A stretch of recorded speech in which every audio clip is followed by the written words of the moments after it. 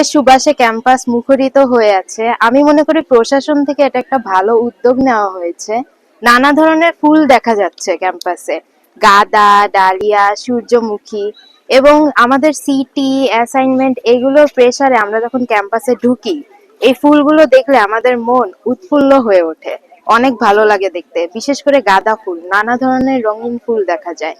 তো বসন্তে এই সময় এই ফুলগুলো দেখে ভালোই লাগছে। ক্যাম্পাসে প্রত্যেক বছরের মতো এবারও ফুল লাগাইছে, খুব ভালো লাগছে। বিশেষ করে বসন্তের প্রথমে এরকম সুন্দর পরিবেশ, সুন্দর ফুল, মানুষ ঘুরতে আসতেছে।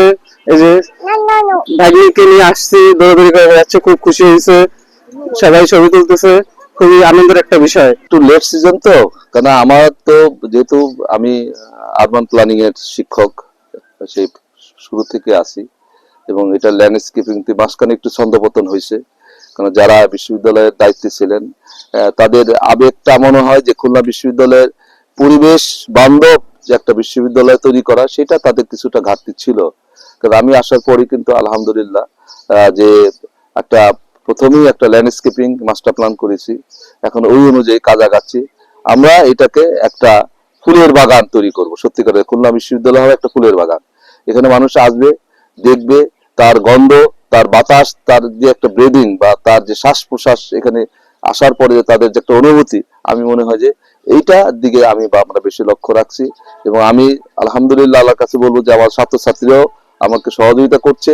হ্যাঁ, তাদের মাধ্যমে কিন্তু আমরা এই খুলনা বিশ্ববিদ্যালয় একটা বাগানের একটা বড় ধরনের একটা বাংলাদেশের একটা ঐতিহ্য তৈরি করে ইনশাল্লাহ আমরা কাজ করে যাব। এবং এই অনুযায়ী আমরা ল্যান্ডস্কেপিং মাস্টার প্ল্যান সবই তৈরি করা হয়ে গেছে, ওই অনুযায়ী আগাচ্ছি।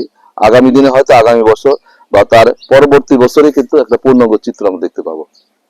আর একটা বিষয় হলো আমি বলবো যে আমরা আমাদের যেটা অবহেলিত কিছু জোন ছিল আমাদের, বিশেষ ক্যাফেটেরিয়ার ওপাশে যে হোগলাবন বা আশেপাশে, ওইখানেও কিন্তু আমরা দৃষ্টিনন্দন আমরা বেশ কিছু কাজ হাতে নিয়েছি।